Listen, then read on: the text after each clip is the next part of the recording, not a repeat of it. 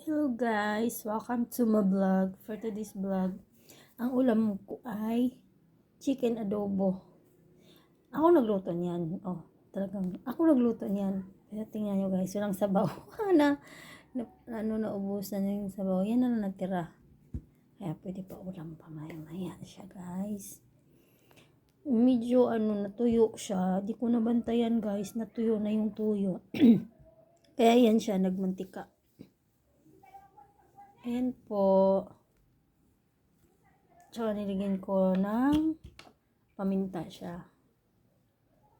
Yun lamang po guys. Salamat sa iyong panonood. Thank you for watching. See you on my next video. Ang gusto ko talaga, alam niyo ba guys, ang gusto ko sa adobo ay yung buto-buto.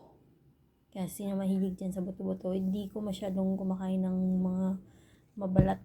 Kaya lang, gusto ko yung mga, yan, katulad yan, mabuto. Sarap kayo ng buto. Yun lang. Thank you for watching.